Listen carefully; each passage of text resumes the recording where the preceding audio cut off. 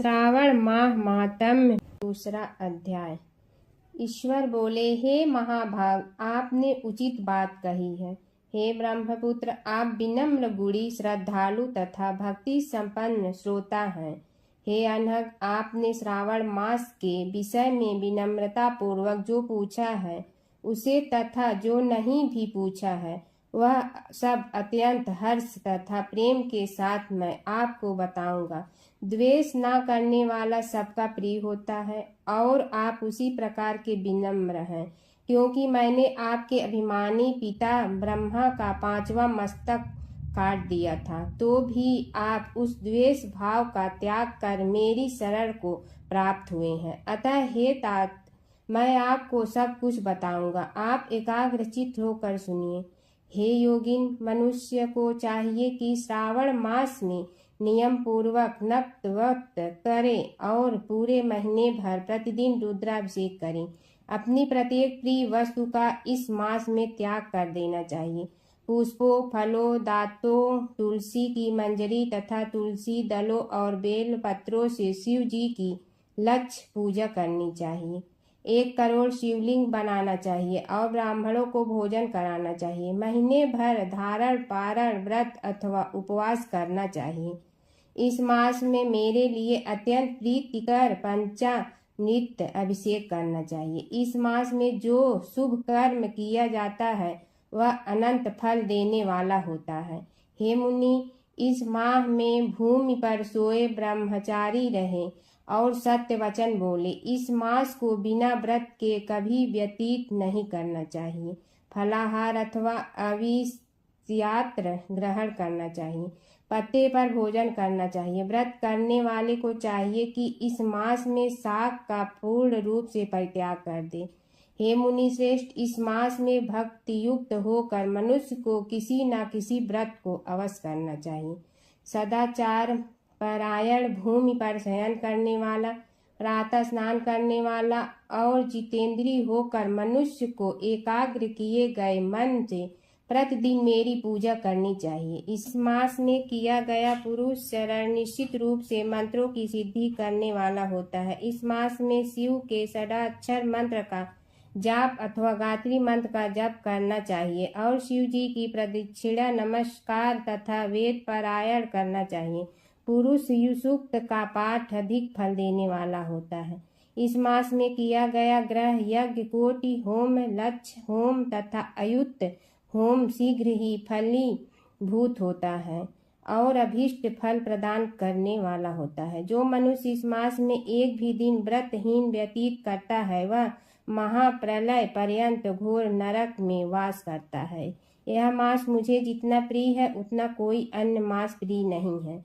यह मास सकाम व्यक्ति को अभीष्ट फल देने वाला तथा निष्काम व्यक्ति को मोक्ष प्रदान करने वाला है। हे सत्तम, इस मास के जो व्रत तथा धर्म हैं उन्हें मुझसे सुनिए। रविवार को सूर्य व्रत तथा सोमवार को मेरी पूजा व नक्त भोजन करना चाहिए। श्रावण मास के पहले सोमवार से आरंभ करके 3.5 महीने का रोटक नामक व्रत किया जाता है।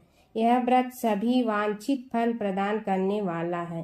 मंगलवार को मंगल गौरी का व्रत, बुधवार व बृहस्पतिवार के दिन इन दोनों वारों का व्रत, शुक्रवार को जीवंतिका व्रत और शनिवार को हनुमान तथा नरसिंह का व्रत करना बताया गया है। हे मुनि, अब तिथियों में किए जाने वाले व्रतों का श्रवण करें। श्रावण के शुक्ल पक्ष की द्वितीय तिथि को औदुंबर नामक व्रत होता है। श्रावण के शुक्ल पक्ष की तृतीय तिथि को गौरी व्रत होता है। इसी प्रकार शुक्ल की चतुर्थी तिथि को दुर्वा गणपति नामक व्रत किया जाता है। हे मुनि, उसी चतुर्थी का दूसरा नाम विनायकी चतुर्थी भी है। शुक्ल पक्ष में पंचमी तिथि नागों के पूजन के लिए प्रशस्त होती है। हे मुनि श्रेष्ठ, इस पंचमी को रौरव कल्पादि नामक से जानिए। षष्ठी तिथि को सुपौदन व्रत और सप्तमी तिथि को शीतला व्रत होता है। अष्टमी अथवा चतुर्दशी तिथि को देवी का पवित्रारोपण व्रत होता है।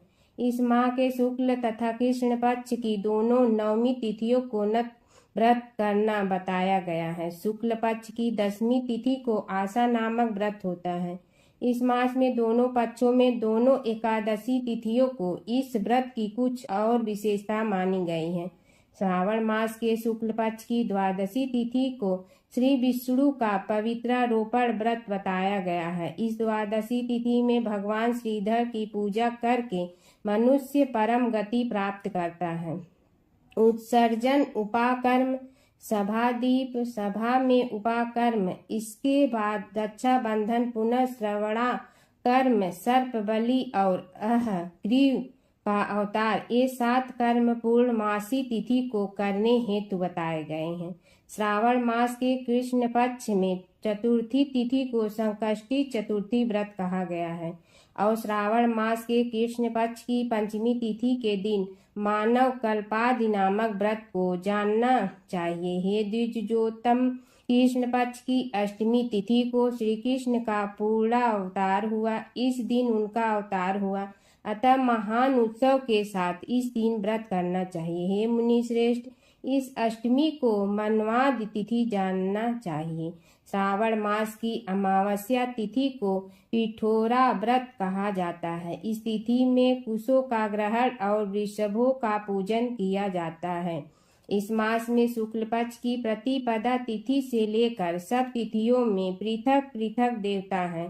प्रतिपदा तिथि के देवता अग्नि, द्वितीय तिथि के देवता ब्रह्मा, तृतीय तिथि की गौरी और चतुर्थी के देवता गणपति हैं। पंचमी के देवता नाग हैं और षष्ठी तिथि के देवता कार्तिकेय हैं। सप्तमी के देवता सूर्य और अष्टमी के देवता शिव हैं। नवमी की देवी कथा खोल देली।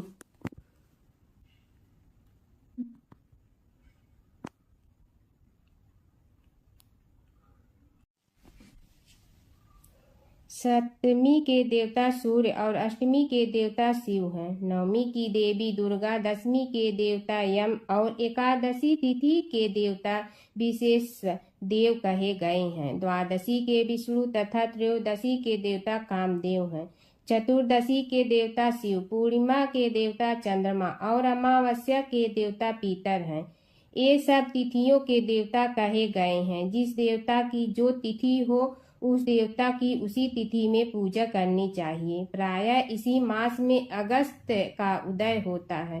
हे मुने, मैं उस काल को बता रहा हूँ, आप एकाग्रचित्त होकर सुनिए। सूर्य के सिंह राशि में प्रवेश करने के दिन से जब 12 अंश 40 घड़ी व्यतीत हो जाती है तब अगस्त का उदय होता है।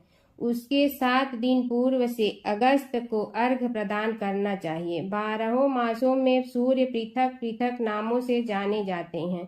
उनमें से श्रावण मास में सूर्य गभस्ती नाम वाला होकर तपता है।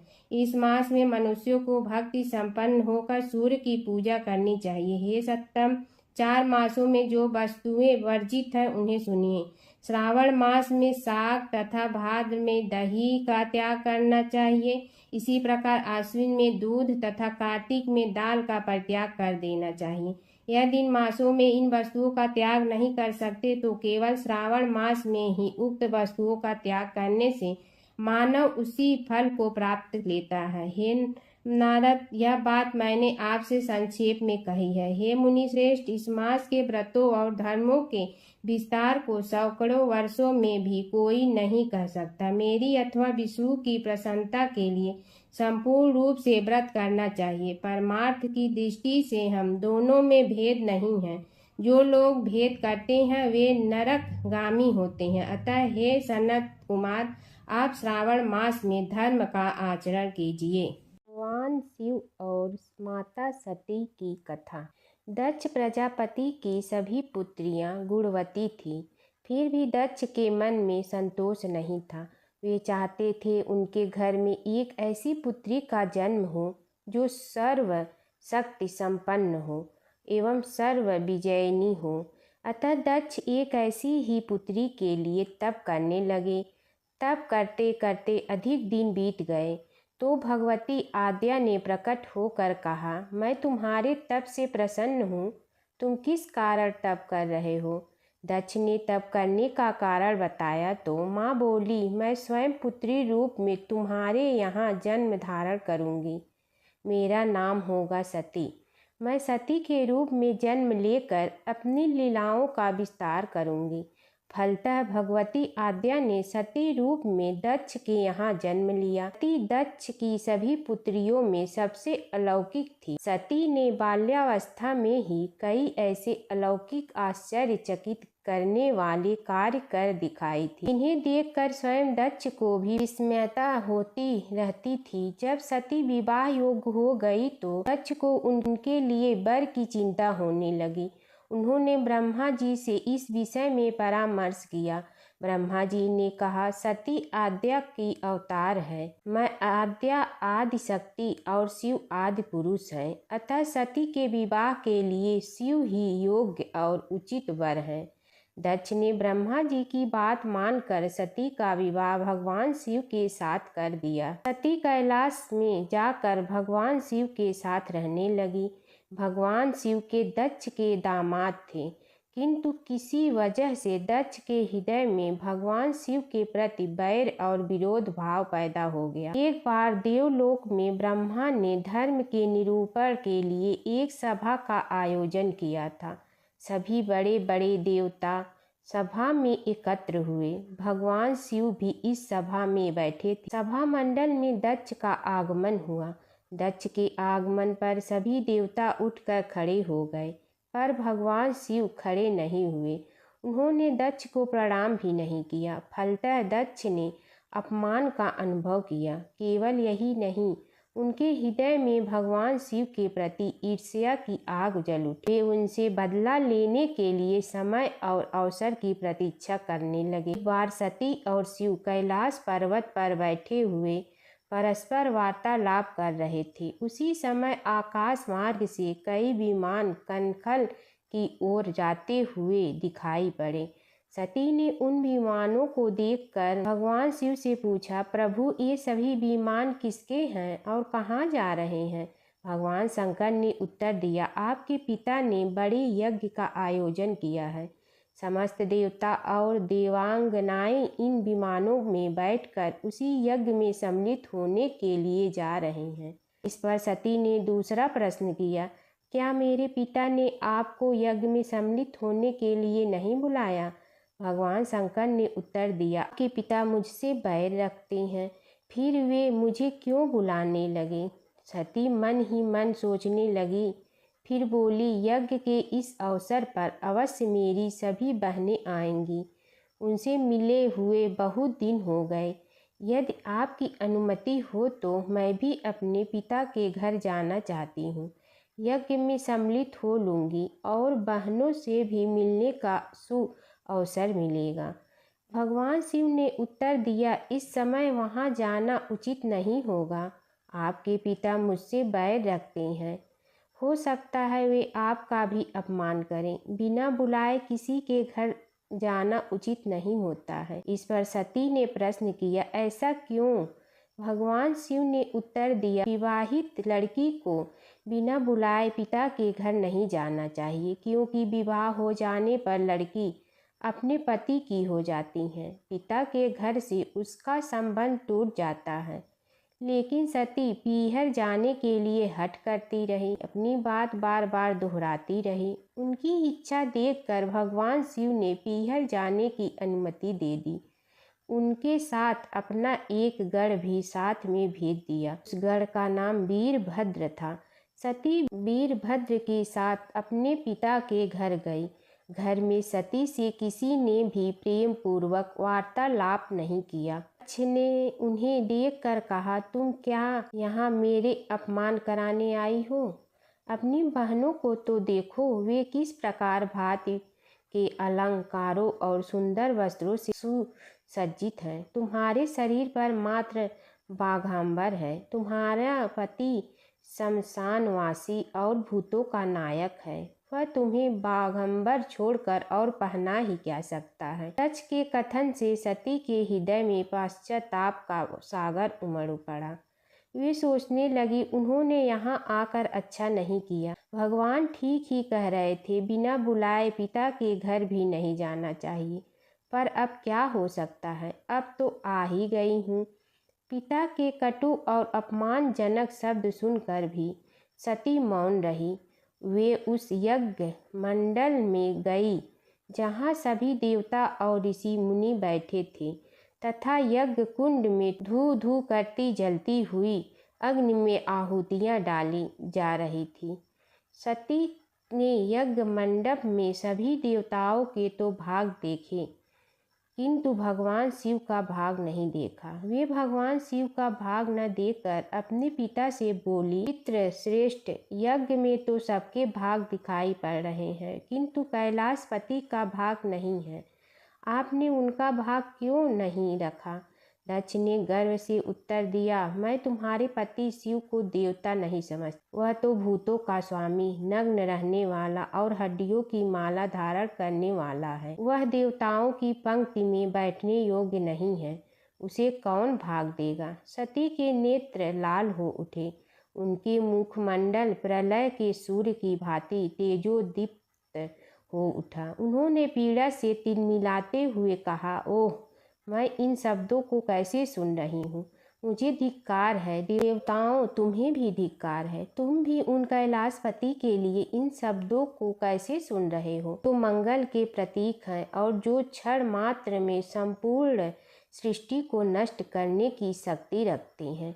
वे मेरे स्वामी हैं। नारी के लिए उसका पति ही स्वर्ग होता है। जो नारी अपने पति के लिए अपमानजनक शब्दों को सुनती है, नरक में जाना पड़ता है। पृथ्वी सुनो, आकाश सुनो और देवताओं तुम भी सुनो। मेरे पिता ने मेरे स्वामी का अपमान किया है। मैं अब एक क्षण भी जीवित रहना नहीं चाहती। सती अपने कथन को समाप्त करती हुई यज्ञ के कुंड में कूद पड़ी। जलती हुई आहुतियों के साथ उनका शरीर भी जलने लगा। यज्ञ मंडप में खलबली पैदा हो गई। हाहाकार मच गया। देवता उठकर खड़े हो गए। वीरभद्र क्रोध से कांप उठे। वे उछल उछल कर यज्ञ का विध्वंस करने लगे। यज्ञ मंडप में भगदड़ मच गई। देवता और ऋषि मुनि भाग खड़े हुए। वीरभद्र ने देखते ही देखते दक्ष का मस्तक काट कर फेंक दिया। समाचार भगवान शिव के कानों में भी पड़ा। वे प्रचंड आंधी की भांति कनखल जा पहुँचे। सती के जले हुए शरीर को देखकर भगवान शिव ने अपने आप को भूल गए। सती के प्रेम और उनकी भक्ति ने शंकर के मन को व्याकुल कर दिया। उन शंकर के मन को व्याकुल कर दिया जिन्होंने काम पर भी विजय प्राप्त की थी और जो सारी सृष्टि को नष्ट करने की क्षमता रखते थे। वे सती के प्रेम में खो गए, बेसुध हो गए। भगवान शिव ने उन्मत्त की भांति सती के जले हुए शरीर को कंधे पर रख लिया। वे सभी दिशाओं में भ्रमण करने लगे। शिव और सती के इस अलौकिक प्रेम को देखकर पृथ्वी रुक गई, हवा रुक गई, जल का प्रवाह ठहर गया और रुक गई। देवताओं की सांसें, सृष्टि व्याकुल हो उठी। सृष्टि के प्राणी पुकारने लगे, त्राहि मां त्राहि मां। भयानक संकट उपस्थित देखकर सृष्टि के पालन भगवान विष्णु आगे बढ़े। वे भगवान शिव की बेसुधी में अपने चक्र से सती के एक एक अंग को काट काट कर गिराने लगे।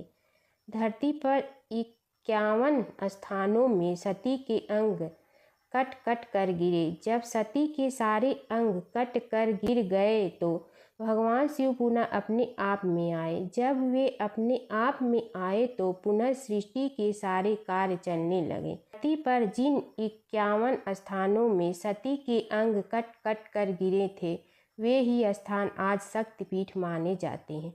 आज भी उन स्थानों में सती का पूजन होता है, उपासना होती है तथा शिव और सती का प्रेम, शिव और सती के प्रेम ने उन्हें अमर और वंदनीय बना दिया। जमुना की कहानी। प्राचीन समय में एक गांव था जिसमें 2 बहनें रहा करती थी। एक बहन का नाम गंगा था तो दूसरी बहन का नाम जमुना था।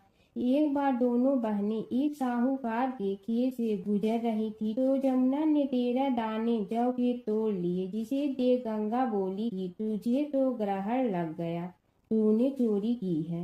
इस पर जमुना बोली कि अब मेरा ग्रहण कैसे धुलेगा। गंगा ने कहा कि तुझे 12 साल तक साहूकार के यहाँ नौकरी करनी पड़ेगी, तभी तेरा पाप धुलेगा और ग्रहण से मुक्ति मिलेगी।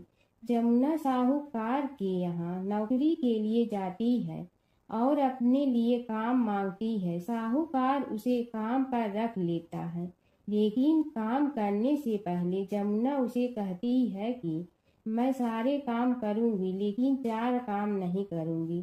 जूठे बर्तन नहीं मांजूंगी, झाड़ू नहीं लगाऊंगी, बिस्तर नहीं बिछाऊंगी और दिया नहीं जलाऊंगी। 12 साल के बाद कुंभ का मेला लगा तो साहूकारनी भी कुंभ नहाने जाने लगी। यमुना ने उसे जाते देख कहा कि कुंभ के मेले में मेरी बहन गंगा मिलेगी तो उसे यह सोने का टक्का दे देना, इससे वह अपने हाथों में सुंदर चूड़ियां पहन लेगी। साहूकारनी ने कुंभ के मेले में गंगा को वह सोने का टका दे दिया। गंगा ने उनसे वह टका लेते हुए कहा कि मेरी बहन को कहना कि उसके 12 वर्ष पूरे हो गए हैं, अब वह वहां वापिस आ जा। साहूकार व साहूकारनी वापिस घर आए तब जमुना मटके में पानी भर रही थी। दोनों जमुना से बोले कि हमने सोने का वह टका तेरी बहन गंगा को दे दिया था और उसने कहा है कि तेरे 12 वर्ष पूरे हो गए हैं, इसलिए अब तुम वापिस जाओ। यह समाचार सुनते ही जमुना सहस्त्र धारा में बदल गई और बहने लगी। जमुना जी का यह रूप देखकर साहूकार और साहूकारनी परेशान हो गई थी। हमारे घर में जमुना माता ने काम किया, हमें तो अब ग्रहण लग गया है, हम यह ग्रहण कैसे उतारेंगे। जमुना भागकर गंगा माता के पास चली गई। गंगा ने जमुना से पूछा कि तुम साहूकारनी से पूछ कर आई हो या ऐसे ही बिना बताए आ गई। तब जमुना बोली कि मैं तो कुछ भी बताकर नहीं आई हूँ। गंगा ने कहा कि जा उन्हें धीरज दे आ, नहीं तो उन्हें जीवन भर असंतोष ही रहेगा।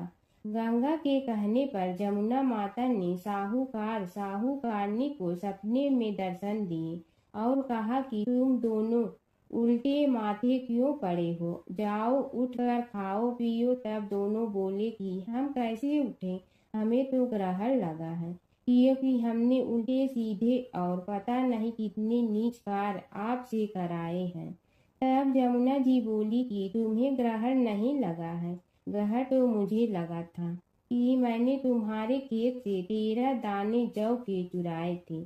मैं तो अपना ग्रहण उतारने तुम्हारे घर आई थी। मेरा ग्रहण तुम्हारे घर में 12 वर्ष तक रहने से उतर गया है और मेरी मुक्ति हो गई है। जमुना जी ने कहा कि तुम्हें कोई ग्रहण नहीं लगा है, उल्टे मेरे 12 वर्ष तक यहाँ रहने से तुम्हारी भी मुक्ति हो गई है। यह कहकर जमुना जी स्वप्न से चली गई। दोनों उठकर देखते हैं कि उनके घर में पहले से भी अधिक धन हो गया है। हे जमुना माता, जैसे आपने साहूकार व साहूकारनी की मुक्ति कराई, वैसे ही आप अपने सभी भक्तों की करना। बसेरे की कहानी। किसी गांव में एक भाट व एक जाट रहता था। दोनों में घनिष्ठ मित्रता थी। एक बार जाट अपनी बहन के घर जाने को तैयार हुआ तो भाट अपनी ससुराल जाने को तैयार हुआ। दोनों साथ चल पड़े तो रास्ते में रुककर एक कुएं की मुंडेर पर बैठ गए। जाट ने भाट से कहा कि नगर बसेरा कर लेते हैं। इस पर भाट बोला कि तू ही नगर बसेरा कर ले, मैं तो अपनी ससुराल जा रहा हूँ, वहाँ खूब खातिर होगी मेरी, तू कर ले नगर बसेरा। जाट वहीं कुएं के पास बैठ पानी की घंटी और चावल का दाना लेकर नगर बसेरा करने लगा। नगर बसेरा करने के साथ जाट कहने लगा कि नगर बसेरा जो करे सो मल धोवे पाँव, ताता माड़ा तापसी देगी मेरी माँ, माँ देगी मावसी तेगी द्वारका का वास, मीठा मीठा घास वृंदावन का वास, पाँच कुल थी छठी रास, मेरी जीवड़ो श्री कृष्ण के पास। डालू पानी हो जाए घी, झट से निकल जाए मेरा जी। यह सब कर कर के वह जाट बहन के पास चल पड़ा। जाट की बहन ने भाई के आने पर उसकी खातिर की खी बूरा के साथ भाई को जिमाया। दोनों ने बैठकर ढेर सारी बातें की। इधर भाट अपने ससुराल पहुंचा तो वहां आग लगी हुई थी। आग बुझाने वह भी लग गया, जिसमें हाथ मुंह भी काले हो गए और खुद भी थोड़ा सुलझ गया। ना रोटी ना पानी के लिए ही किसी ने पूछा। एक पड़ोसन आई तो उसने भाट की सास को कहा कि जमाई आया है, जरा उस आओ भगत कर लो। बुढ़िया बोली कि सब कुछ तो जल गया है, अब कहाँ से आओ भगत करूं। तब पड़ोसन ने ही भाट को एक रोटी के साथ छाछ दी। उसने वही खाकर गुजारा किया। शाम को दोनों फिर घर की ओर चल पड़े और रास्ते में मिल गए और एक दूसरे का हाल पूछा। भाट बोला कि मेरी ससुराल में तो आग लगी हुई थी, आग बुझाते मैं खुद काला हो गया हूँ, ना रोटी मिली ना पानी। जाट बोला कि मेरी तो बहुत खातिर हुई। फिर बोला कि मैंने कहा था ना कि नगर बसेरा कर ले, अब कर ले। लेकिन भाट ने फिर मना कर दिया। कहने लगा कि चाहे रोटी दे या न दे, तेरी तो माँ है, दही चूरमा का पेड़ा धरा पाएगा। भाट ने फिर नगर बसेरा नहीं किया, जाट ने कर लिया। नगर बसेरा जो करे सो मल धोए पाँव, ताता माड़ा तापसी देगी मेरी माँ। माँ देगी मावशी देगी द्वारका का वास, मीठा मीठा घास वृंदावन का वास। पाँच कुल्ठी छठी रास, मेरा जी बड़ो श्री कृष्ण के पास। डालू पानी हो जाए घी, झट से निकल जाए मेरा जी। करके वह चल पड़ा। घर पहुँचते ही जाट की मौसी ने बहुत लाड प्यार किया। उधर भाट घर गया तो उसकी भैंस खो गई थी। बाप एक लाठी रखे तो दूसरी उठाए और कहने लगा कि ससुराल गया तो आग लगा दी, अब यहाँ आया तो भैंस खो दी। बाप ने कहा कि पहले भैंस लेकर आ, तभी रोटी पानी मिलेगा। सारा दिन भाट भैंस ढूंढता रहा, लेकिन उसे भैंस नहीं मिली। जाट और भाट की मुलाकात फिर से बाजार में हो गई। जाट ने भाट के हाल चाल पूछे तो भाट बोला कि आते ही भैंस खो गई, बस उसी दिन से भैंस ढूंढ रहा हूँ। रोटियां का तो पूछो ही मत। जाट ने कहा कि मैंने तो पहले ही कहा था कि नगर बसेरा कर ले। जाट की बात सुनकर भाट बोला कि तेरे नगर बसेरे में इतनी ताकत है तो चल अब कर लेते हैं। दोनों ने बैठकर नगर बसेरा किया। नगर बसेरा जो करे सो मल धोवे पाँव, ताता माड़ा तापसी देगी मेरी माँ। माँ देगी मौसी देगी द्वारका का वास, मीठा मीठा घास वृंदावन का वास। पाँच कुल्ठी छठी रास, मेरा जीवड़ो श्री कृष्ण के पास। डालू पानी हो जाए घी, झट से निकल जाए मेरा जी। दोनों के नगर बसेरा करने पर भाट जैसे ही आगे बढ़ा तो उसकी खोई भैंस मिल गई, जिसे लेकर घर पहुंचा। घर पहुंचते ही माँ ने कहा कि लड़के को आते ही घर से निकाल दिया, सारे दिन से ये भूखा प्यासा भटक रहा है। यह कहकर उसकी माँ ने उसको खूब खिलाया पिलाया। इस घटना के बाद सारे नगर में ढिंढोरा पिटवा गया कि कब कोई अपने पीहर या सास से आते जाते नगर बसेरा करें। जैसे भाट को नगर बसेरा करने का फल मिला, वैसे ही हर किसी को मिले। भगवान शिव और कृष्ण जी की कथा हिंदू धर्म में महत्वपूर्ण स्थान रखती है। ये कथाएं अक्सर एक दूसरे से जुड़ी हैं, जिनमें शिव को कृष्ण का भक्त और कृष्ण को शिव का आराध्य बताया गया है। पुराणों में शिव और कृष्ण के कई लीलाओं का वर्णन है।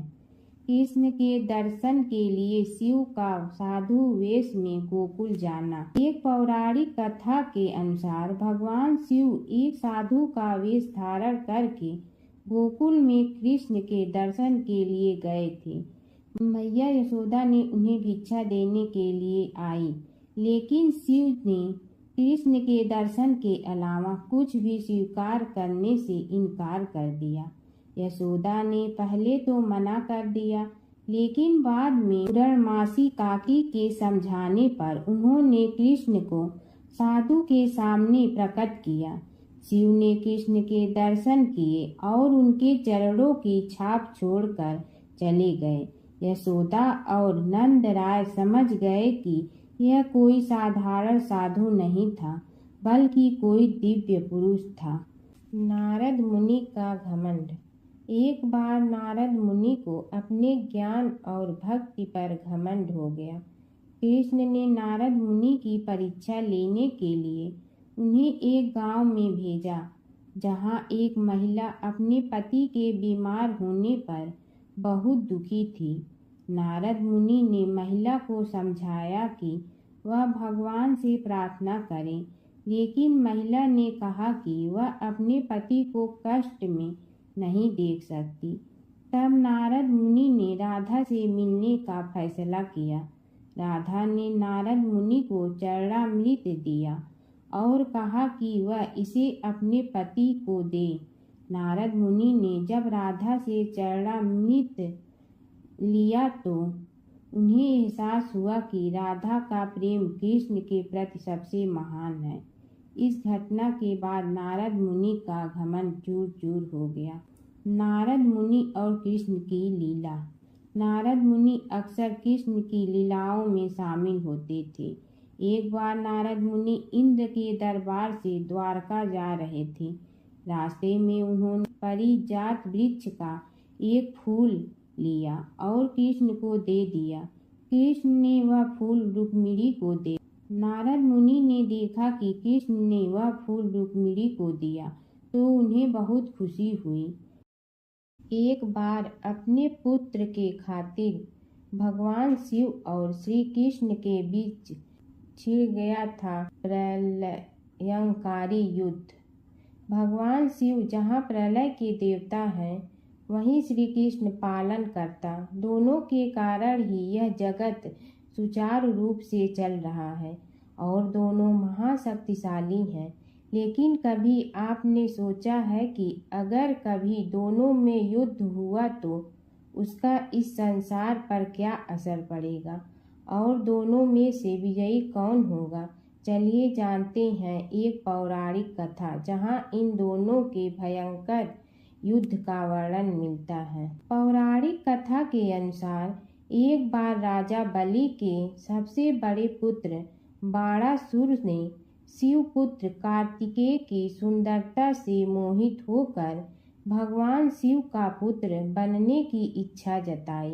उसने भगवान शिव की कठोर तपस्या की, जिसके बाद शिव जी ने उसे अपने पुत्र के रूप में स्वीकार कर लिया। एक समय ऐसा आया जब बाणासुर की पुत्री उषा को श्री कृष्ण के पुत्र अनिरुद्ध से प्रेम हो गया। उषा की मायावी मित्र अप्सरा चित्रलेखा ने अनिरुद्ध और उषा का गंधर्व विवाह करा दिया। जब बाणासुर को यह बात पता चली तो उसने अनिरुद्ध का अपहरण कर उसे अपना बंदी बना लिया। फिर क्या था, श्री कृष्ण ने अपनी पूरी सेना के साथ बाणासुर की नगरी पर धावा बोल दिया। श्री कृष्ण और बाणासुर का युद्ध। बाणासुर श्री कृष्ण की नारायणी सेना से अकेले नहीं लड़ सकता था, इसलिए उसने भगवान शिव से मदद मांगी। अब युद्ध में श्री कृष्ण की नारायणी सेना के विरुद्ध बाणासुर की सेना के साथ भगवान शिव और कुमार कार्तिकेय भी लड़ रहे थे। युद्ध इतना भयानक था कि एक पल को लगा कि भगवान शंकर ने अग्निशस्त्र से गरुड़ पर सवार श्री कृष्ण, बलराम और प्रद्युम्न मारे गए। लेकिन उसी समय श्री कृष्ण ने वरुणास्त्र का प्रयोग कर महादेव के अग्नेस्त्र को शांत कर दिया। फिर शिव जी के अस्त्रों के जवाब में श्री कृष्ण ने वैष्णवास्त्र का प्रयोग किया, जिससे संपूर्ण जगत अंधकार में डूब गया। गुस्से में भगवान शंकर ने 4 पंखा वाला बाण अपने हाथ में ले लिया तो श्री कृष्ण ने जीभरास्त्र उठाया।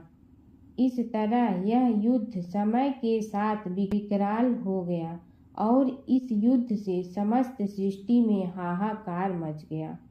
तब ब्रह्मा जी को युद्ध रोकने आना पड़ा। उन्होंने दोनों को सारी स्थिति स्पष्ट की कि किस प्रकार उनके युद्ध से संसार का विनाश हो रहा है। उनके समझाने के बाद महादेव युद्ध में पीछे हट गए, लेकिन कार्तिकेय और बाणासुर भगवान श्री कृष्ण से युद्ध करते रहे। जब श्री कृष्ण ने बाणासुर को परास्त किया, अंत में भगवान श्री कृष्ण ने युद्ध में बाणासुर को पराजित करने के लिए अपना सुदर्शन चक्र प्रयोग किया और उसकी मदद से बाणासुर के सहस्त्र भुजाओं को काट डाला। जैसे ही श्री कृष्ण अपने चक्र से उसका वध करने लगे, कार्तिकेय के साथ महादेव वहां फिर से पहुंच गए, लेकिन इस बार उन्होंने युद्ध करने के बजाय श्री कृष्ण से बाणासुर को माफ करने का अनुरोध किया।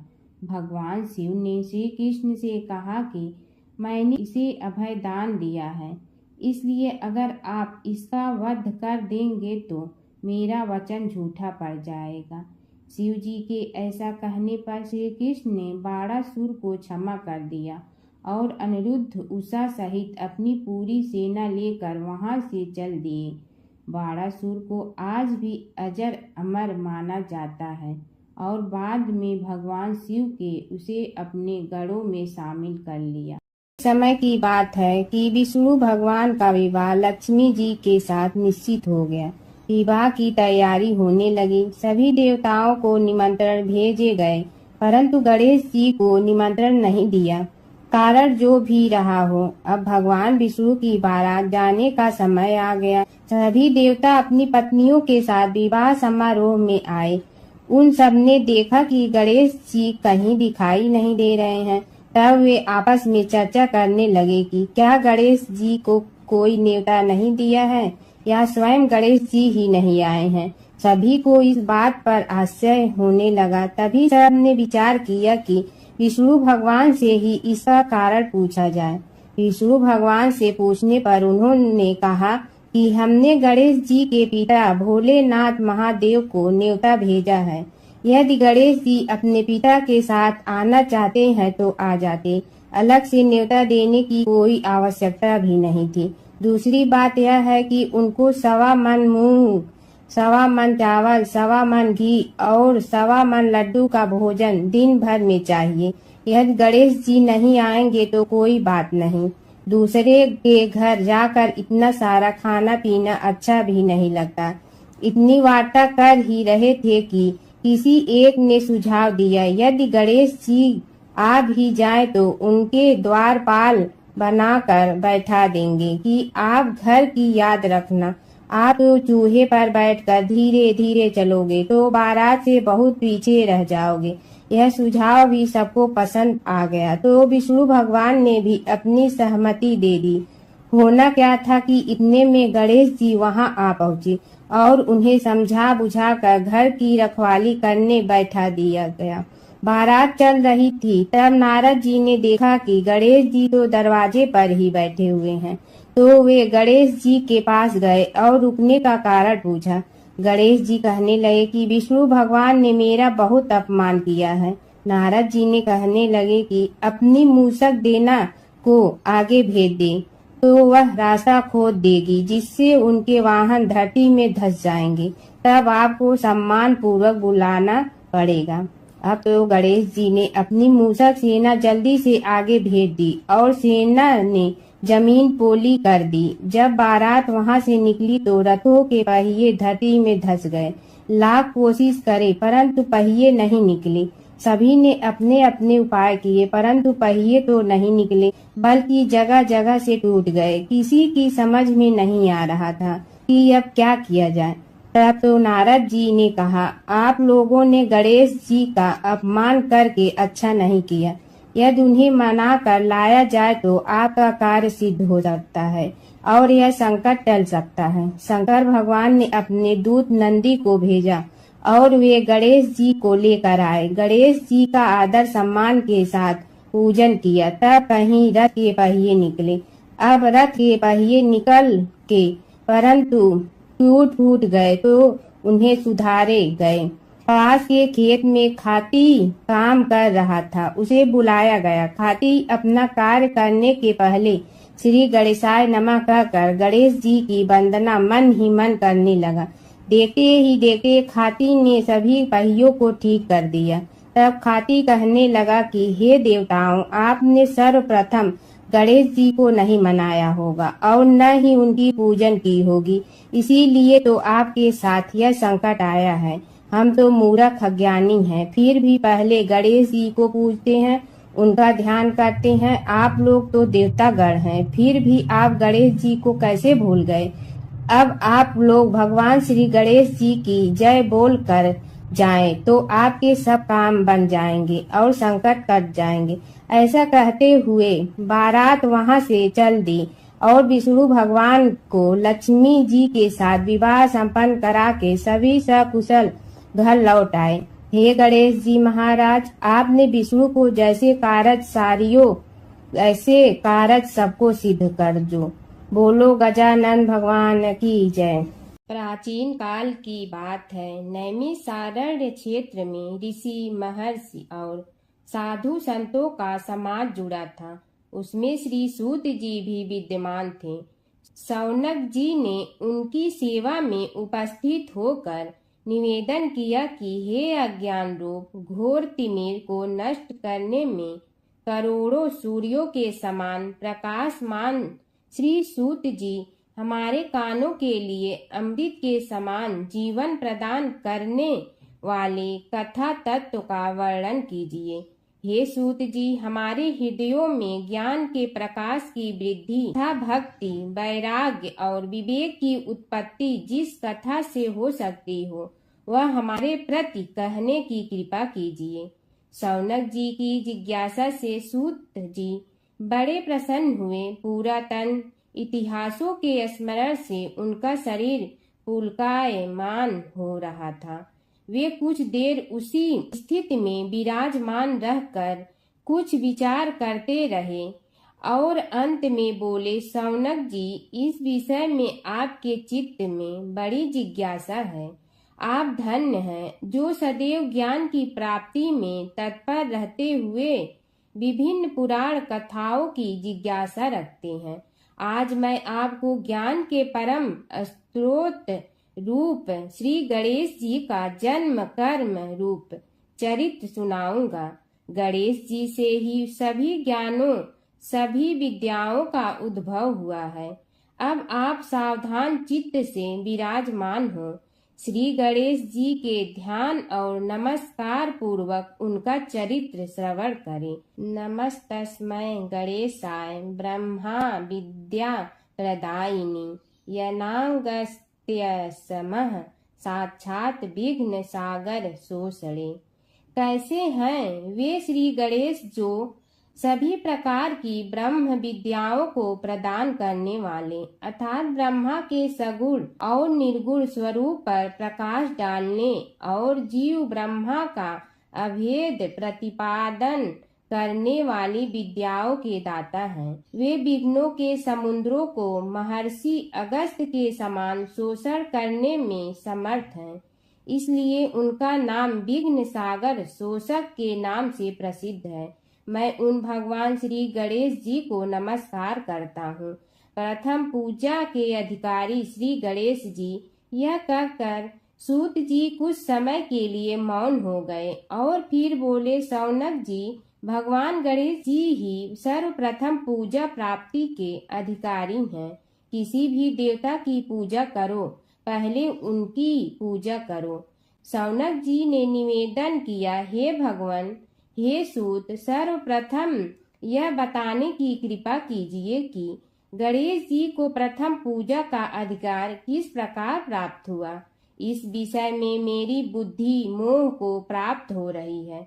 कि सृष्टि रचयिता ब्रह्मा जी, पालन करता भगवान नारायण और संहार करता शिव जी में से किसी को प्रथम पूजा का अधिकारी क्यों नहीं माना गया? यह त्रिदेव ही तो सबसे बड़ा देवता माने जाते हैं। सूत जी ने कहा, शौनक जी, यह भी एक रहस्य ही है। देखो, अधिकार मांगने से नहीं मिलता, इसके लिए योग्यता होनी चाहिए। संसार में अनेकों देवी देवताएं पूजे जाते हैं। पहले जो जिसका इष्ट देव होता है वह उसी की पूजा किया करता है। इससे बड़े देवताओं के महत्व में कमी आने की आशंका उत्पन्न हो गई। इस कारण देवताओं में परस्पर विवाद होने लगा। वे उसका निर्णय प्राप्त करने के लिए शिव जी के पास पहुँचे और प्रणाम करके पूछने लगे, प्रभु, हम सब में प्रथम पूजा का अधिकारी कौन है? शिव जी सोचने लगे कि किसे प्रथम पूजा का अधिकारी माने। तभी उन्हें एक युक्ति सूझी। बोले, देवगण, इसका निपटारा बातों से नहीं तथ्यों से होगा। इसके लिए एक प्रतियोगिता रखनी होगी, शिव की परिक्रमा करने की प्रतियोगिता। देवगण उनका मुख देखने लगे, शंकित हृदय से सोचने लगे कि कैसी प्रतियोगिता रहेगी। यह शिव जी ने उनके मन के भाव ताड़ लिए, इसलिए सांत्वना भरे शब्दों में बोले, घबराओ मत, कोई कठिन परीक्षा नहीं ली जाएगी। बस इतना ही कि सभी अपने अपने वाहनों पर चढ़कर संसार की परिक्रमा करो और फिर यहाँ लौट आओ। जो पहले लौटेगा वही सर्वप्रथम पूजा का अधिकारी होगा। अब क्या देर थी, सभी अपने अपने वाहन पर चढ़कर दौड़ पड़े। किसी का वाहन गजराज था तो किसी का सिंह, किसी का भैंसा तो किसी का मृग, किसी का हंस तो किसी का उल्लू, किसी का अश्व तो किसी का श्वान। अभिप्राय यह है कि वाहनों को विविधता के दर्शन उस समय जितने भले प्रकार से हो सकते थे उतने अन्य समय में नहीं। सबसे गया बीता वाहन गणेश जी का था मूषक, उससे चूहा भी कहते हैं। ऐसे वाहन के बल भरोसे इस प्रतियोगिता में सफल होना तो क्या, सम्मिलित होना भी हास्यास्पद है। गणेश जी ने सोचा, छोड़ो, क्या होगा प्रतियोगिता में भाग लेने से, हम तो यहाँ बैठे रहकर ही तमाशा देखेंगे। वे बहुत देर तक विचार करते रहे। अंत में उन्हें एक युक्ति सूझी। शिव जी स्वयं ही जगदाता हैं, यह संसार उन्हीं का प्रतिबिंब है, तब क्यों न इन्हीं की परिक्रमा कर ली जाए। इनकी परिक्रमा करने से ही संसार की परिक्रमा हो जाएगी। ऐसा निश्चय कर उन्होंने मूषक पर चढ़कर शिव जी की परिक्रमा की और उनके समक्ष जा पहुँचे।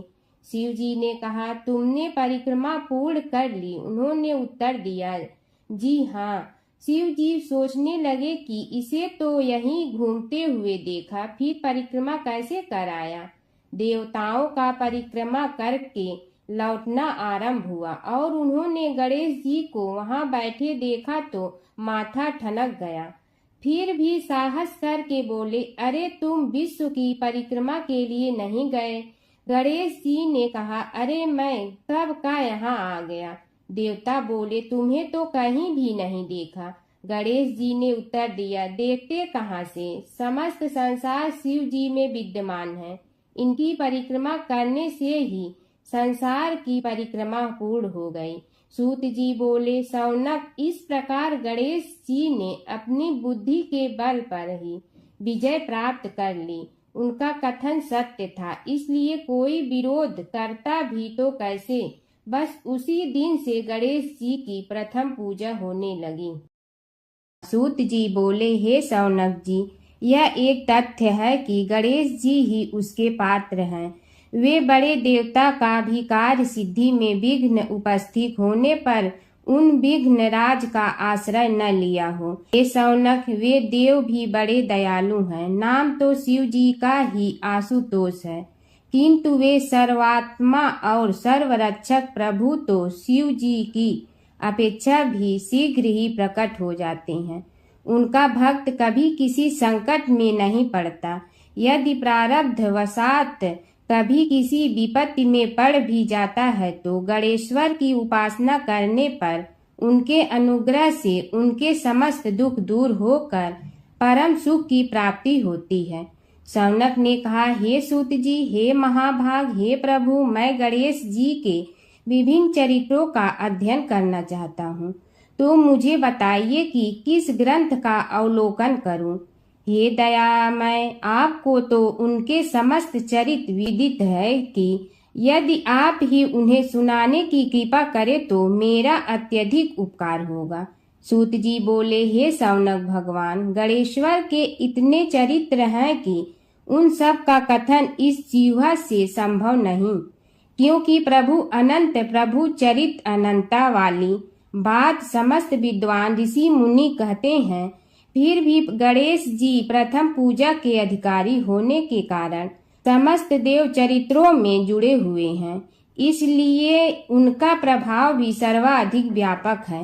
हे मुने, हे शौनक, वे भगवान सर्व समर्थ हैं, वे सभी का तिरस्कार करने में समर्थ हैं, किंतु उनका तिरस्कार कोई भी नहीं कर सकता। यह त्रिलोक्य उन्हीं भगवान के संकेत पर नित्य करता है, इसकी समस्त क्रियाएं उन्हीं की इच्छा पर आश्रित है।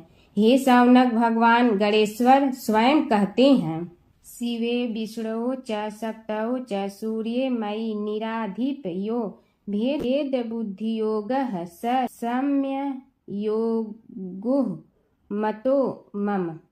हे नरेश्वर, हे वरेण्य, शिव, विष्णु, शक्ति, सूर्य और मुझ गणेश में जो अभेद बुद्धि योग है, मेरे मत में वही सम्यक योग है।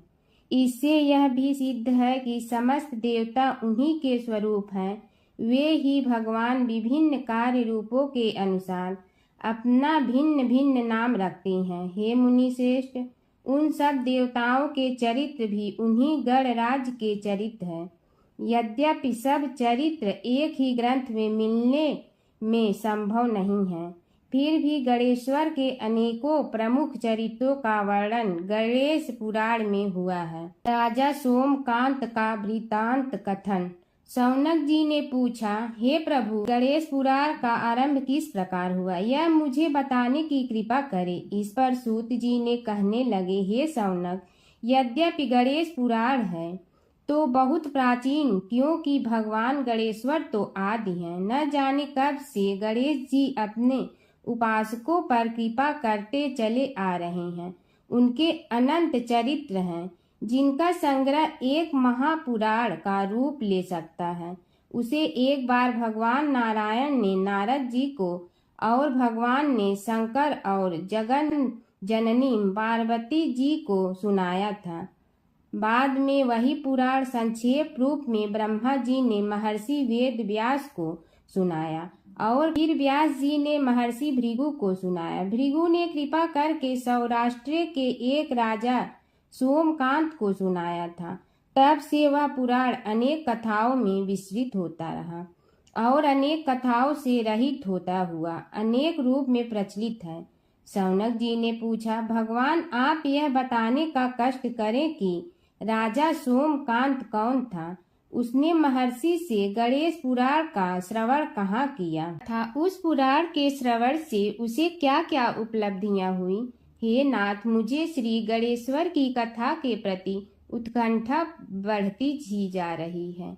सूत जी बोले, हे शौनक, सौराष्ट्र के देवनगर नाम की एक प्रसिद्ध राजधानी थी। वहाँ का राजा सोमकांत था।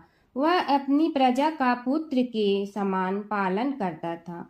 वह वेद ज्ञान संपन्न, शस्त्र विद्या में पारंगत एवं प्रबल प्रतापी राजा, समस्त राजाओं में मान्य तथा अत्यंत वैभवशाली था। उसका ऐश्वर्य कुबेर के भी ऐश्वर्य को लज्जित करता था। उसने अपने पराक्रम से अनेकों देश जीत लिए थे। उसकी पत्नी अत्यंत रूपवती, गुणवती, धर्माज्ञा एवं पतिव्रत धर्म का पालन करने वाली थी। वह सदैव अपने प्राणनाथ की सेवा में लगी रहती थी। उसका नाम सुधर्मा था। जैसे वह पतिव्रता थी, वैसे ही राजा भी एक पत्नी व्रता का पालन करने लगा। उसके हेमकांत नामक एक सुंदर पुत्र था। वह भी सभी विद्याओं का ज्ञाता और अस्त्र शस्त्रादि के अभ्यास में निपुण हो गया था। यह सभी श्रेष्ठ लक्षणों से संपन्न सद्गुणी एवं प्रजा जनों के हितों का अत्यंत पोषक था। इस प्रकार राजा सोमकांत स्त्री पुत्र पशुवाहन राज्य एवं प्रतिष्ठा आदि से सब प्रकार सुखी था। उसे दुख तो था ही नहीं। सभी राजागण उसका हार्दिक सम्मान करते थे तथा उसकी श्रेष्ठ कीर्ति भी संसार व्यापी थी। परंतु युवावस्था के अंत में सोमकांत को घृणित कोष्ठ रोग हो गया। उसके अनेक उपचार किए गए किंतु कोई लाभ नहीं हुआ। रोग शीघ्रता से बढ़ने लगा और उसके कीड़े पड़ गए। जब रोग की अधिक वृद्धि होने लगी और उसका कोई उपाय न हो सका तो राजा ने मंत्रियों को बुलाकर कहा, सुव्रतो, जाने किस कारण यह रोग मुझे पीड़ित कर रहा है। अवश्य ही यह किसी पूर्व जन्म के पाप का फल होगा। इसलिए मैं अब अपना समस्त राजपाट छोड़कर वन में रहूंगा। मेरे पुत्र हेमकांत को मेरे समान मानकर राज्य शासन का धर्म पूर्वक संचालन कराते रहें। यह कहकर राजा ने शुभ दिन दिखवाकर अपने पुत्र हेमकांत को राज्य पद पर अभिषेक किया और अपनी पत्नी सुधर्मा के साथ निर्जन वन की ओर चल दिया। प्रजापालक राजा के वियोग में समस्त प्रजा जन अश्रु बहाते हुए उनके साथ चले गए। राज्य की सीमा पर पहुंचकर राजा ने अपने पुत्र अमात्यगण और प्रजा जनों को समझाया, आप सब लोग धर्म के जानने वाले श्रेष्ठ आचरण में तत्पर एवं सहृदय हैं। यह संसार तो वैसे भी परिवर्तनशील है। जो आज है वह कल नहीं था और आने वाले कल में भी नहीं रहेगा। इसलिए मेरे जाने से दुख का कोई कारण नहीं है। मेरे स्थान पर मेरा पुत्र सभी कार्यों को करेगा। इसलिए आप सब उसके अनुशासन में रहते हुए उसे सदैव सम्मान करते रहें। फिर पुत्र से कहा, बेटा, यह स्थिति सभी के समझ आती रही है। हमारे पूर्व पुरुष भी परंपरागत रूप से वृद्धावस्था आने पर वन में जाते रहे हैं। मैं कुछ समय पहले ही वन में जा रहा हूँ तो कुछ पहले या पीछे जाने में कोई अंतर नहीं पड़ता। यदि कुछ वर्ष बाद जाऊं तब भी मोह का त्याग करना ही होगा। इसलिए हे वत्स, तुम दुखित मत हो और मेरी आज्ञा मानकर राज्य शासन को ठीक प्रकार चलाओ। ध्यान रखना, क्षत्रिय धर्म का कभी त्याग न करना और प्रजा को सदा सुखी रखना। इस प्रकार राजा सोमकांत ने सभी को समझा बुझाकर वहां से वापस लौट आया और स्वयं अपनी पतिव्रता भार्या के साथ वन में प्रवेश किया। पुत्र हेमकांत के आग्रह से उसने सुबल और ज्ञान गम्य नामक 2 आत्माओं को भी साथ ले लिया। उन सब ने एक समतल एवं सुंदर स्थान देखकर वहां विश्राम किया। तभी उन्हें एक मुनि कुमार दिखाई दिया। राजा ने उससे पूछा, तुम कौन हो, कहाँ रहते हो? यदि उचित समझो तो मुझे बताओ। मुनि बालक ने कोमल बाड़ी में कहा, मैं महर्षि भृगु का पुत्र हूँ। मेरा नाम च्यवन है। हमारा आश्रम निकट में ही है। अब आप भी अपना परिचय दीजिए। राजा ने कहा, मुनि कुमार, आपका परिचय पाकर मुझे बड़ी प्रसन्नता हुई। मैं सौराष्ट्र के देवनगर नामक राज्य का अधिपति रहा हूँ। अब अपने पुत्र को राज्य देकर मैंने अरण्य की शरण ली है। मुझे कुष्ठ रोग अत्यंत पीड़ित किए हुए हैं। उसकी निवृत्ति का कोई उपाय करने वाला हो तो कृपा कर मुझे बताइए। मुनि कुमार ने कहा, मैं अपने पिताजी से अपना वृतांत कहता हूँ, फिर वे जैसा कहेंगे आपको बताऊंगा। यह कहकर मुनि बालक चला गया और कुछ देर में ही आकर बोला, राजन, मैंने आपका वृतांत अपने पिताजी को बताया। उनकी आज्ञा हुई है कि आप सब मेरे साथ आश्रम में चलकर उनसे भेंट करें, तभी आपके रोग के विषय में भी विचार किया जाएगा। राजा सोमकांत के पूर्व जन्म का वृत्तांत भृगु द्वारा वर्णन। राजा अपनी पत्नी और अमात्यों के सहित च्यवन के साथ साथ भृगु आश्रम में जा पहुंचा और उन्हें प्रणाम कर बोला, हे भगवान, हे महर्षि, मैं आपकी शरण हूँ, आप मुझ कुष्ठी पर कृपा कीजिए। महर्षि बोले, राजन, यह तुम्हारे किसी पूर्व जन्म कृत पाप का ही उदय हो गया है। इसका उपाय मैं विचार करके बताऊंगा। आज तो तुम सब स्नान आज से निवृत्त होकर रात्रि विश्राम करो। महर्षि की आज्ञा अनुसार सबने स्नान, भोजन आदि के उपरांत रात्रि व्यतीत की और प्रातः काल स्नान आदि नित्य कर्मों से निवृत्त होकर महर्षि की सेवा में उपस्थित हुए। महर्षि ने कहा, राजन, मैंने तुम्हारे पूर्व जन्म का वृत्तांत जान लिया हूँ और यह भी विदित कर लिया है कि किस पाप के फल से तुम्हें इस रोग की प्राप्ति हुई है। यदि तुम चाहो तो उसे सुना दूं। राजा ने हाथ जोड़कर निवेदन किया, बड़ी कृपा होगी मुनिनाथ, मैं उसे सुनने के लिए उत्कंठित हूँ। महर्षि ने कहा, तुम पूर्व जन्म में एक धनवान वैश्य के लाडले पुत्र थे। वह वैश्य विंध्याचल के निकट कौलहार नामक ग्राम में निवास करता था। उसकी पत्नी का नाम सुलोचना था। तुम उसी वैश्य दंपत के पुत्र हुए। तुम्हारा नाम कामद था। तुम्हारा लालन पालन बड़े लाड चाव से हुआ। उन्होंने तुम्हारा विवाह एक अत्यंत सुंदरी वैश्य कन्या से कर दिया था, जिसका नाम कुटुम्बिनी था। यद्यप तुम्हारी भार्या सुशीला थी और तुम्हें सदैव धर्म में निरत देखना चाहती थी, किंतु तुम्हारा स्वभाव वासनांध होने के कारण दिन प्रतिदिन उज्जवल होता जा रहा था। किंतु माता पिता भी धार्मिक थे, इसलिए उनके सामने तुम्हारी उज्ज्वलता दबी रही। परंतु माता पिता की मृत्यु के बाद तुम निरंकुश हो गए और अपनी पत्नी की बात भी नहीं मानते थे।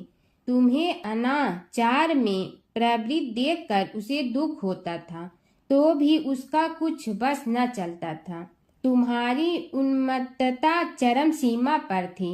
अपनों से भी द्वेष और क्रूरता का व्यवहार किया करते थे। हत्या आदि कराते थे। तुम्हारे लिए सामान्य बात हो गई। पीड़ित व्यक्तियों ने तुम्हारे विरुद्ध राजा से पुकार की। अभियोग चला और तुम्हें राज्य की सीमा से भी बाहर चले जाने का आदेश हुआ। तब तुम घर छोड़कर किसी निर्जन वन में रहने लगे। उस समय तुम्हारा कार्य लोगों को लूटना और हत्या करना ही रह गया। एक दिन माध्याह्न काल था। गुणवर्धक नामक एक विद्वान ब्राह्मण उधर से निकला। बेचारा अपनी पत्नी को लिवाने के लिए ससुराल जा रहा था। तुमने उस ब्राह्मण युवक को पकड़कर लूट लिया। प्रतिरोध करने पर उसे मारने लगे तो वह चित्कार करने लगा, मुझे मत मार, मत मार, देख मेरा दूसरा विवाह हुआ है। मैं पत्नी को लेने के लिए जा रहा हूँ। किंतु तुम तो क्रोध बस में ऐसे लीन हो रहे थे कि तुमने उसकी बात सुनकर भी नहीं सुनी। जब उसे मारने लगे तो उसने श्राप दे दिया, अरे हत्यारे, मेरी हत्या के पाप से तो सहस्त्र कल्प तक घोर नरक भोगोगे। तुमने उसकी कोई चिंता न की और सिर काट लिया। राजन, तुमने ऐसी एक नहीं बल्कि अनेक निरीह हत्याएं की थी, जिनकी गणना करना भी पाप है। इस प्रकार इस जन्म में तुमने घोर पाप कर्म किए थे, किंतु बुढ़ापा आने पर जब अशक्त हो गए तब तुम्हारे साथ जो क्रूर कर्मा थे वे भी किनारा कर गए। उन्होंने सोच लिया कि अब तो इसे खिलाना भी पड़ेगा, इसलिए मरने दो यहीं। अमोघ प्रभाव गणेश उपासना का कथन। राजन, अब तुम निरालंब थे, चल फिर तो सकते ही नहीं थे। भूख से पीड़ित रहने के कारण रोगों ने भी घेर लिया। उधर से जो कोई निकलता तुम्हें घृणा की दृष्टि से देखता हुआ चला जाता। तब तुम आहार की खोज में बड़ी कठिनाई से चलते हुए एक जीर्ण शीर्ण देवालय में पहुंचा। उसमें भगवान गणेश्वर की प्रतिमा विद्यमान थी। तब न जाने किस पुण्य के उदय होने से तुम्हारे मन में गणेश जी के प्रति भक्ति भाव जागृत हुआ। तुम निराहार रहकर उनकी उपासना करने लगे। उससे तुम्हें सब कुछ मिला और रोग भी कम हुआ। राजन, तुमने अपने साथियों की दृष्टि बचाकर बहुत सा धन एक स्थान पर गाड़ दिया था। अब तुमने उस धन को उसे देवालय के जीर्णोद्धार में लगाने का निश्चय किया। शिल्पी बुलाकर उस मंदिर को सुंदर और भव्य बनवा दिया। इस कारण कुख्याति सुख्याति में बदलने लगी। फिर यथा समय तुम्हारी मृत्यु हुई। यमदूतों ने पकड़कर तुम्हें यमराज के समक्ष उपस्थित किया। यमराज तुमसे बोले, जीव, तुमने पाप और पुण्य दोनों ही किए हैं और दोनों का ही भोग तुम्हें भोगना है, किंतु पहले पाप का फल भोगना चाहते हो पुण्य का। इसके उत्तर में तुमने प्रथम अपने पुण्य कर्मों के भोग की इच्छा प्रकट की और इसीलिए उन्होंने तुम्हें राजकुल में जन्म लेने के लिए भेज दिया। पूर्व जन्म में तुमने भगवान गणाध्यक्ष का सुंदर एवं भव्य मंदिर बनवाया था, इसलिए तुम्हें सुंदर देह की प्राप्ति हुई। यह कहकर महर्षि भृगु कुछ रुके। उन्होंने देखा कि राजा को इस वृतांत पर शंका हो रही है। तभी महर्षि के शरीर में असंख्य विकराल पक्षी उत्पन्न होकर राजा की ओर झपटे। उनकी चोंच बड़ी तीक्ष्ण थी, जिनसे वे राजा के शरीर को नोच नोच कर खाने लगे। उसके कारण उत्पन्न असहनीय पीड़ा से व्याकुल हुए राजा ने महर्षि के समक्ष हाथ जोड़कर निवेदन किया, प्रभु, आपका आश्रम तो समस्त द्वेष आदि से परे है और यहाँ मैं आपकी शरण में बैठा हूँ। तब यह पक्षी मुझे आकर ही क्यों पीड़ित कर रहे हैं? हे मुनिनाथ, इनसे मेरी रक्षा कीजिए। महर्षि ने राजा के अंतर्वचन सुनकर सांत्वना देते हुए कहा, राजन, तुमने मेरे वचनों में शंका की थी और जो मुझ सत्यवादी के कथन में शंका करते हैं उसे खाने के लिए मेरे शरीर से इसी प्रकार पक्षी प्रकट हो जाते हैं, जो कि मेरे हुंकार करने पर भस्म हो जाया करते हैं। यह कर महर्षि ने हुंकार की और तभी वे समस्त पक्षी भस्म हो गए। राजा श्रद्धावनत होकर उनके समक्ष अश्रुपात करता हुआ बोला, प्रभु, अब आप पाप से मुक्त होने का उपाय कीजिए। महर्षि ने कुछ विचार कर कहा, राजन, तुम पर भगवान गणेश्वर की कृपा सहज रूप से है और वे ही प्रभु तुम्हारे पापों को भी दूर करने में समर्थ हैं। इसलिए तुम उनके पाप नाशक चरित्रों का श्रवण करो। गणेश पुराण में उनके चरित्रों का भले प्रकार वर्णन हुआ है, अतएव तुम श्रद्धा भक्ति पूर्वक उसी को सुनने में चित्त लगाओ। राजा ने प्रार्थना की, महामुनि, मैंने गणेश पुराण का नाम भी आज तक नहीं सुना, तो उनके सुनने का सौभाग्य कैसे प्राप्त कर सकूंगा? हे नाथ, आपसे अधिक ज्ञानी और प्रकांड विद्वान और कौन हो सकता है? आप ही मुझ पर कृपा कीजिए। महर्षि ने राजा की दीनता देखकर उसके शरीर पर अपने कमंडल का मंत्रपूत जल छिड़का। तभी राजा को एक छींक आई और नासिका से एक अत्यंत छोटा काले वर्ण का पुरुष बाहर निकल आया। देखते देखते वह बढ़ गया। उसके भयंकर रूप को देखकर राजा कुछ भयभीत हुआ, किंतु समस्त आश्रमवासी वहां से भाग गए। वह पुरुष महर्षि के समक्ष हाथ जोड़कर खड़ा हो गया। उन्होंने उसकी ओर देखा और कुछ उच्च स्वर में बोले, तू कौन है? क्या चाहता है? वह बोला, मैं साक्षात पाप हूँ। समस्त पापियों के शरीर में मेरा निवास है। आपके मंत्रपूत जल के स्पर्श से मुझे विवश होकर राजा के शरीर से बाहर निकलना पड़ा है। अब मुझे बड़ी भूख लगी है, बताइए क्या खाऊं और कहाँ रहूं? महर्षि बोले, तू उस आम के अवकाश स्थान में निवास कर और उसी वृक्ष के पत्ते खाकर जीवन निर्वाह कर। यह सुनते ही वह पुरुष आम के वृक्ष के पास पहुंचा, किंतु उसके स्पर्श मात्र से वह वृक्ष जलकर भस्म हो गया। फिर जब पाप पुरुष को रहने के लिए कोई स्थान दिखाई न दिया तो वह भी अंतर्हित हो गया। भगवान शिव के गढ़ नंदी का कथा। नंदी कैसे बने शिव के गढ़। शिव की घोर तपस्या के बाद शिलाद ऋषि ने नंदी को पुत्र रूप में पाया था। शिलाद ऋषि ने अपने पुत्र नंदी को संपूर्ण वेदों का ज्ञान प्रदान किया। एक दिन शिलाद ऋषि के आश्रम में मित्र और वरुण नाम के 2 दिव्य ऋषि पधारे। नंदी ने अपने पिता की आज्ञा से उन ऋषियों की उन्होंने अच्छे से सेवा की। जब ऋषि जाने लगे तो उन्होंने शिलाद ऋषि को तो लंबी उम्र और खुशहाल जीवन का आशीर्वाद दिया, लेकिन नंदी को नहीं। तब शिलाद ऋषि ने उनसे पूछा कि उन्होंने नंदी को आशीर्वाद क्यों नहीं दिया। इस पर ऋषियों ने कहा कि नंदी अल्पायु है।